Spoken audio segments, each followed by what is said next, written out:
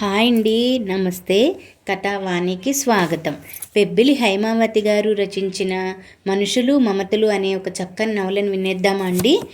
November 2016 Swathi సపరివార పత్రికలో ప్రచురితమైందండి. ఉక్షరాజ వాహనస్య జీవితాద్ధరీయసి పక్షరాజ వాహనాద్య వర్జమాన వైభవ కేకీలోక చక్రవర్తి వాహనేన పుత్రిని వారణారి సార్వభౌమ వాహనాగ తీర్మతి అంటూ కళ్ళు మూసుకొని రెండు చేతులు జోడించి తల వంచి నమస్కారం చేసింది సావిత్రమ్మ.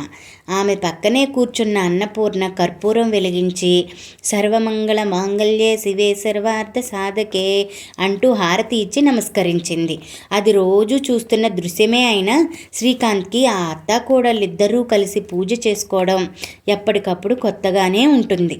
అత్తాకోడళ్ళిద్దరికీ సహజంగా జాతి వైరం అనే మాటను వాళ్ళని చూసి ఉపసంహరించుకోవాల్సిందే ఎవరైనా అనుకుంటూ ఉంటాడు ఎప్పుడు.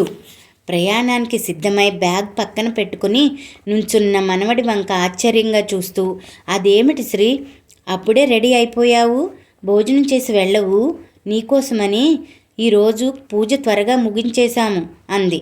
నా కోసం హైరాణ పడకండి నానమ్మ, నేను అనకాపల్లిలో జానకత్త వాళ్ళ ఇంట్లో తిని ట్రైన్ ఎక్కుతాను. అత్త కూడా శరత్ కోసం ఏవో చేసి పెట్టిందట, పట్టుకు వెళ్ళమని ఫోన్ చేసి చెప్పింది అన్నాడు శ్రీకాంత్.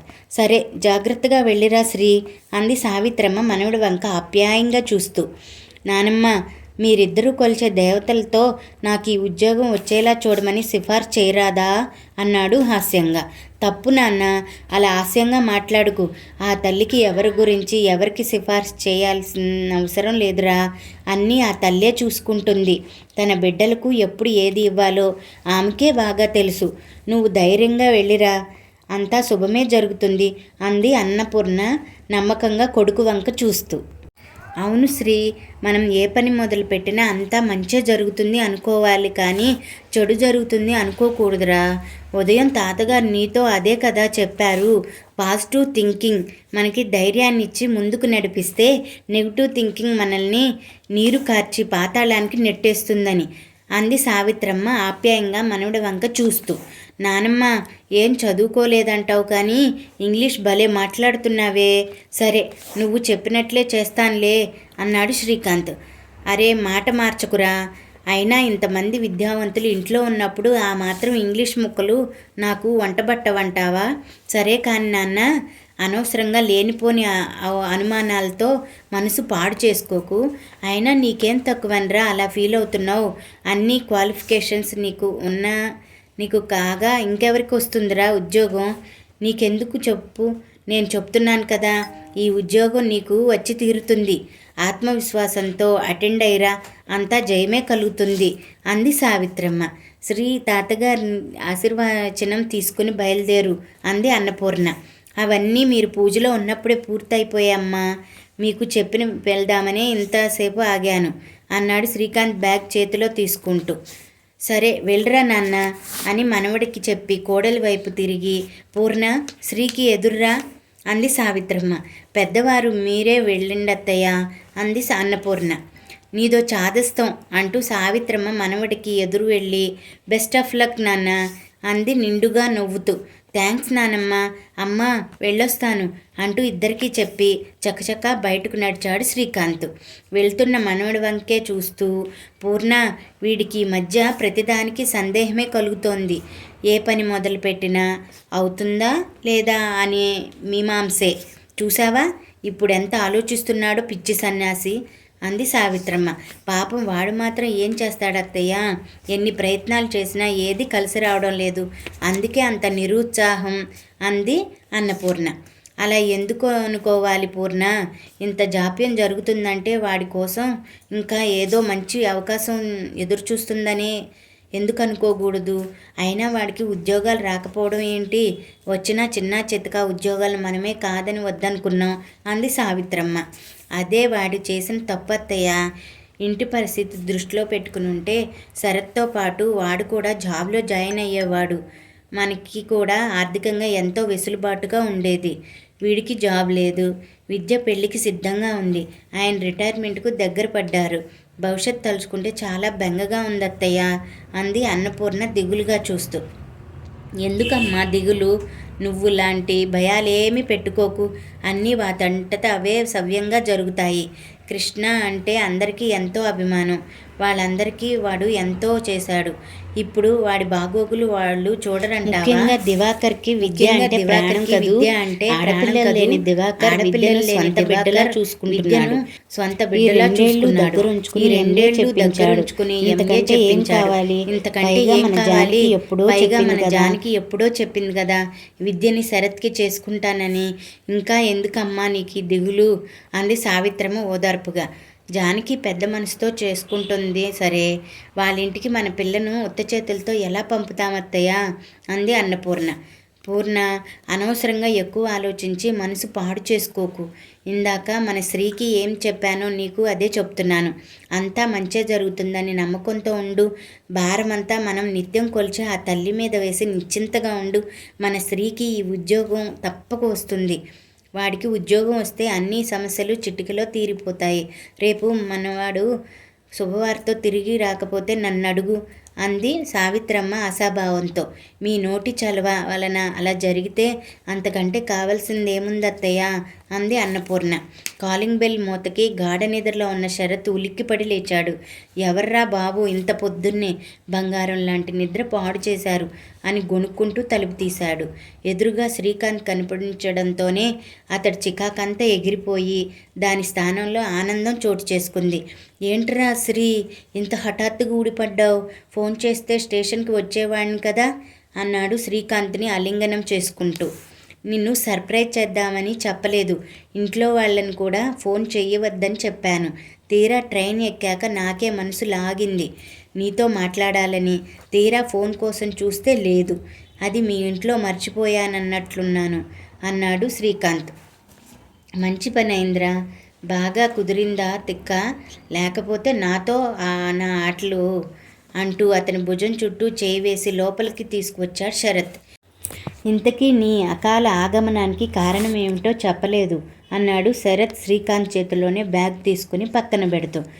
అక్కడ ఉన్న కుర్చీలో కూర్చుని బద్ధకంగా ఒళ్ళు విరుచుకుంటూ, ఏం చెప్పమంటావురా బాబు? ఇంటర్వ్యూకి వచ్చాను. నీకేం చక్కగా క్యాంపస్ సెలక్షన్లో మంచి జాబ్ కొట్టేశావు. చూడు నా పాటలు ఎలా ఉన్నాయో అన్నాడు శ్రీకాంత్ నిరాశగా. పోరా బడుద్దాయ్, కాళ్ళ దగ్గరకు వచ్చిన దాన్ని నువ్వే కదా వద్దు పొమ్మన్నావు. నాతో పాటు క్యాంపస్ సెలక్షన్ వస్తే కాదు పొమ్మని ఎంటెక్లో చేరావు అన్నాడు శరత్. అరే బాబు, అది నా తప్పు కాదురా. దివాకర్ బాబాయ్ నాకు వచ్చిన మార్కులను చూసి పట్టుబట్టి ఎంటెక్ చేయించారు. అది నీకు తెలిసి కూడా తప్పు నాదంటున్నావు. ఇదేమైనా న్యాయంగా ఉందా నీకు అన్నాడు జాలిగా. పోనీ అది వదిలేద్దాం. మా నాన్నగారు ఏం చెప్పారు? విశాఖలో గాయత్రి ఇంజనీరింగ్ కాలేజీలో వేకెన్సీలు ఉన్నాయి. లెక్చరర్గా చేరమంటే చేరావా నువ్వు? పోనీ మన చక్రీ చేస్తున్నాడు కదా రాజాం జిఎంఆర్లో, అందులో అయినా జాయిన్ అవ్వచ్చు కదా అన్నాడు శరత్. అదేరా నేను చేసిన తప్పు. ఈ జాబ్ కానీ రాకపోతే ఏదో ఒక కాలేజీలో జాయిన్ అయిపోతాను. కానీ ఎందుకనో నాకు మొదటి నుండి టీచింగ్ ప్రొఫెషన్ అంటే ఇష్టం లేదురా అన్నాడు శ్రీకాంత్ దిగులుగా. అతడి ముఖంలో దిగులు చూడగానే శరత్ మనసు ఆర్ద్రమైంది. అరే శ్రీ, ఏదో సరదాగా నిన్ను టీచ్ చేయాలని అన్నానురా. ఊరికే ఎందుకురా అంత దిగులు పడిపోతావు? ఎంటెక్తో పాటు అన్ని కోర్సులు చేశావు. నీ క్వాలిఫికేషన్స్ చూసి ఎవరైనా కళ్ళకు అద్దుకుని ఉద్యోగం ఇస్తారు అన్నాడు ఓదార్పుగా. వాళ్ళిద్దరూ చిన్నప్పటి నుండి కలిసిమెలిసి పెరగడం వలన ఒకరంటే ఒకరికి ప్రాణం. ఎవరు బాధపడినా రెండో వాళ్ళు చూడలేరు. శరత్ ఓదార్పు మాటలతో కొంచెం తెప్పరిల్లిన శ్రీకాంత్ తాను తెచ్చిన బ్యాగ్ ఓపెన్ చేసి సావిత్రమ్మ జానకి ఇచ్చిన పార్సెల్ తీసి, ఇదిగోరా ఈ సున్నుండలు అరిసెలు నానమ్మ ఇచ్చింది, ఈ జంతికలు గవ్వలు అత్తయ్య ఇచ్చింది అంటూ వాటిని శరత్ చేతికి ఇచ్చాడు. శరత్ వాటిని ఆప్యాయంగా అందుకొని వాసన చూస్తూ, ఎంత కమ్మగా ఉందో వాసన. ఏదో అమ్మ చేసిందంటే సరే అనుకోవచ్చు. అమ్మమ్మకి ఈ వయసులో కూడా ఎంత ఓపికరా ఇవన్నీ చేయడానికి. పోన్లే, వారం రోజుల పాటు నాకు బ్రేక్ఫాస్ట్ చేసుకునే శ్రమ తప్పింది అన్నాడు.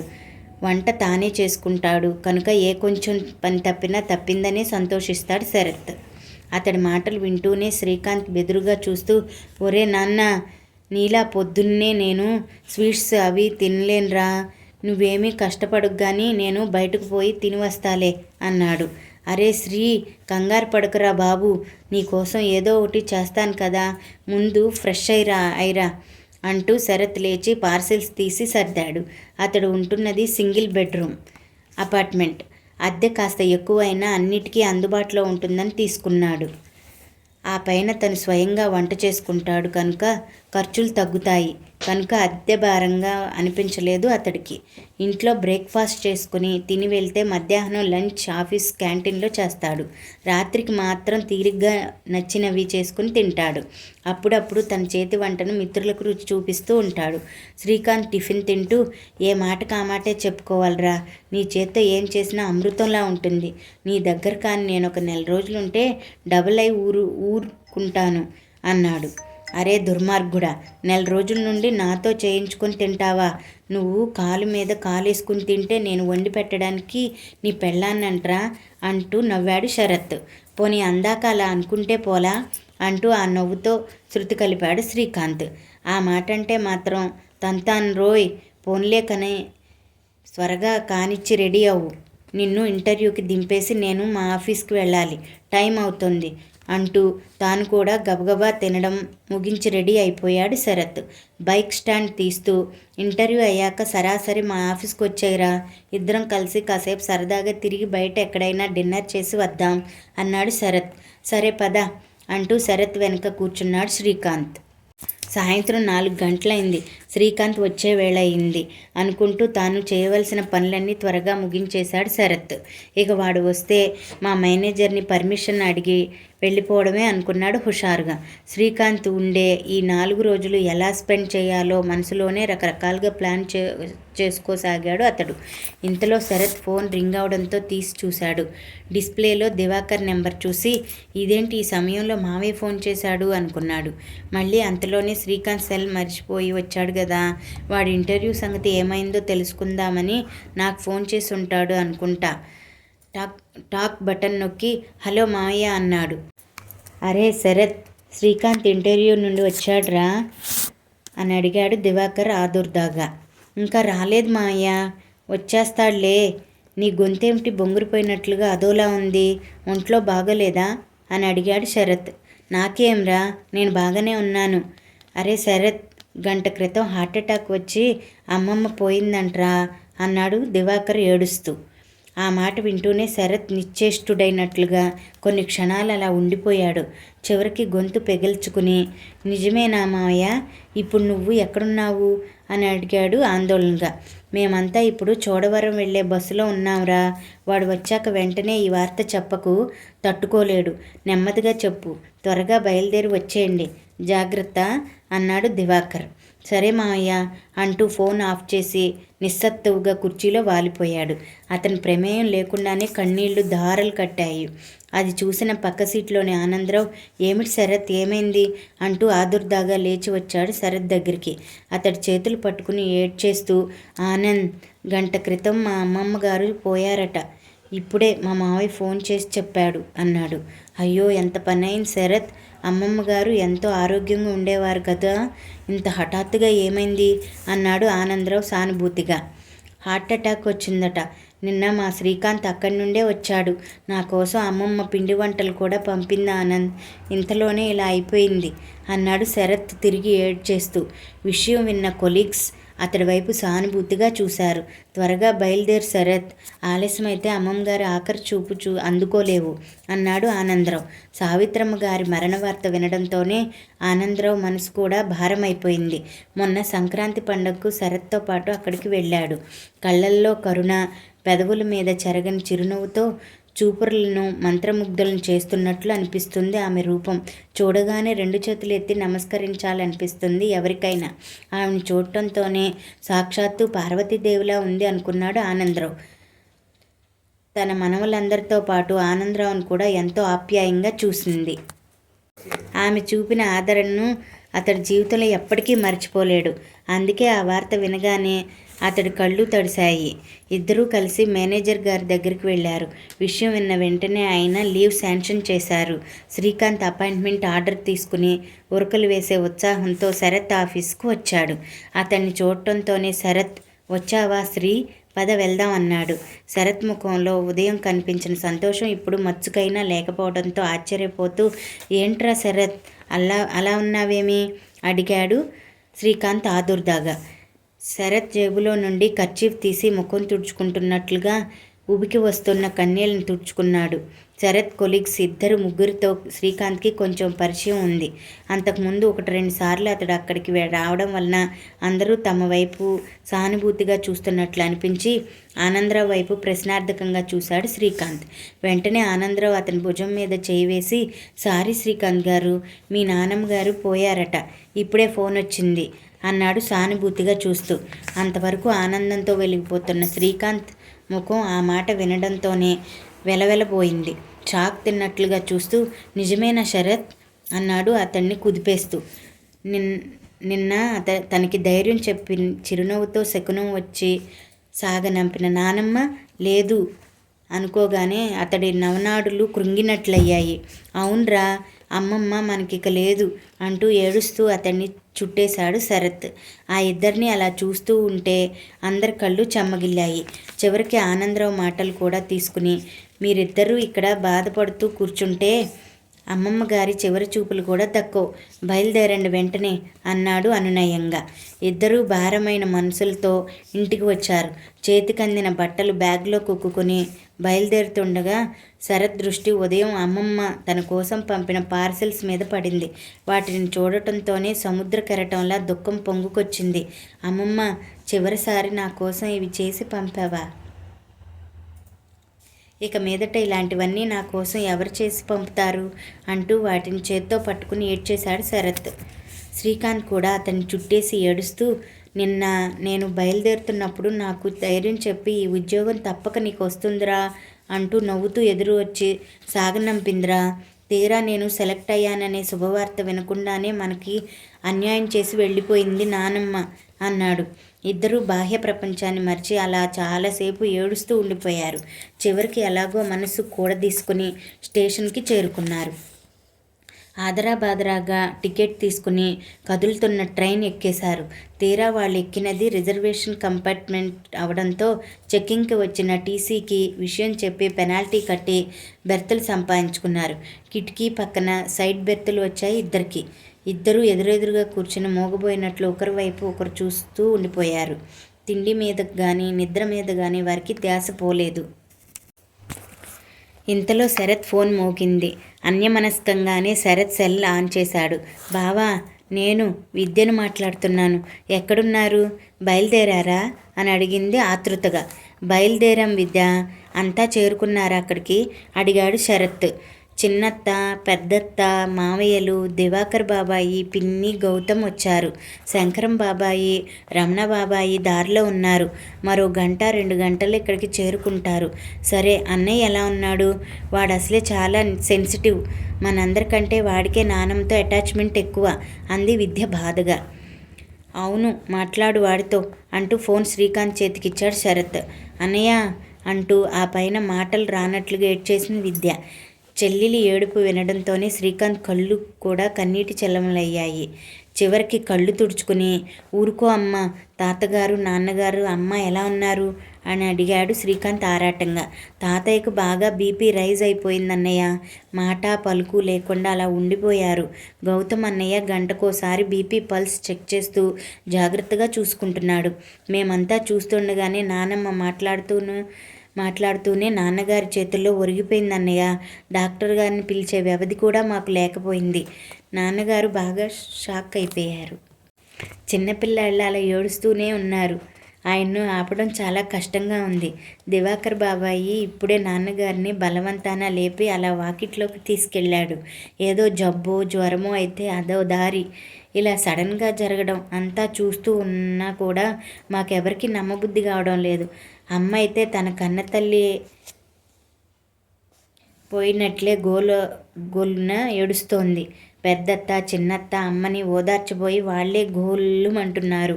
అన్నయ్య, నాకు మనసంతా భారంగా దిగులుగా ఉంది. నువ్వుంటే ఆ దారి వేరుగా ఉండేది అంటూ ఏడ్చేసింది విద్య. ఏడవకమ్మ, ధైర్యంగా ఉండు అంటూ ఆ పైన ఇంకేమీ మాట్లాడలేక సెల్ ఆఫ్ చేసి శరత్కి ఇచ్చాడు శ్రీకాంత్. ఏమంటోంది విద్య అని అడిగాడు శరత్. అది మనలాగే బాగా అప్సెట్ అయిందిరా. తాతగారు మన లోకంలోనే లేరట. నాన్నగారిని పట్టుకోవడం ఎవరికి సాధ్యం కావటం లేదట. ఇంత జరిగినా ఇంకా నాకు నమ్మబుద్ధి కావడం లేదురా Sarath.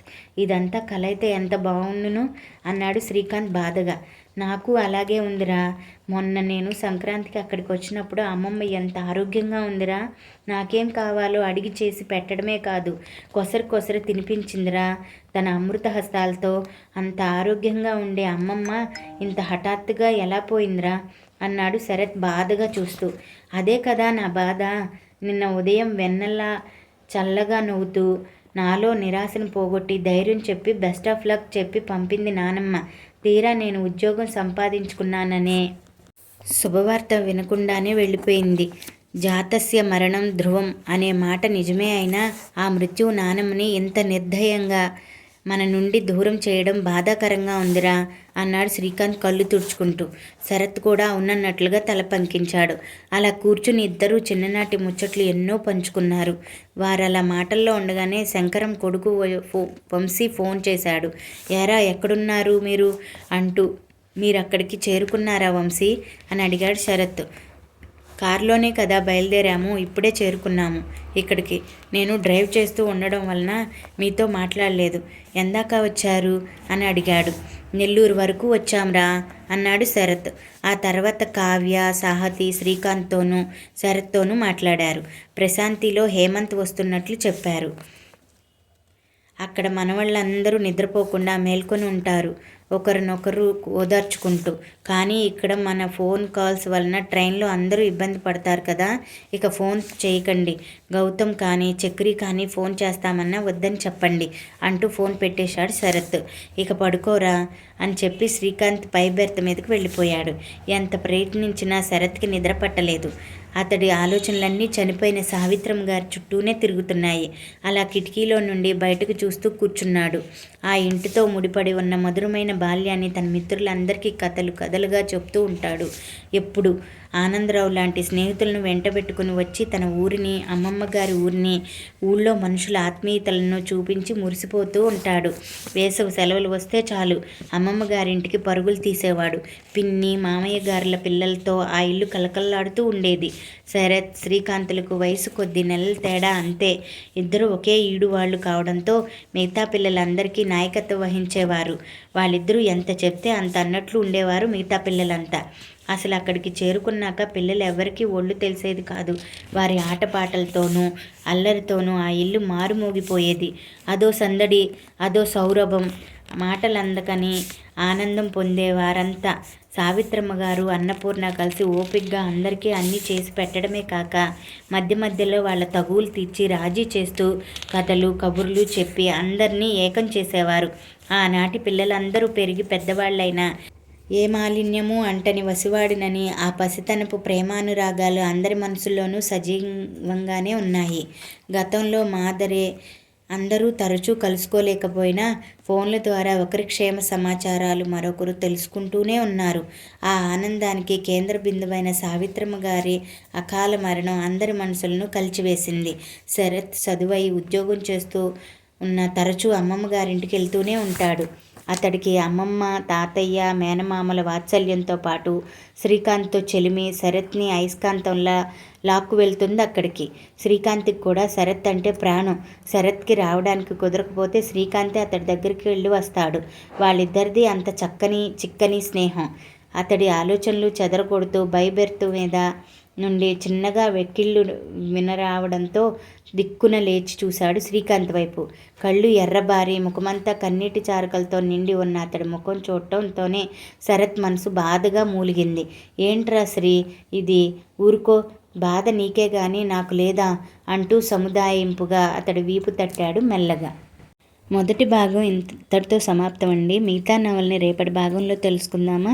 Thank you for watching. Please subscribe for more story.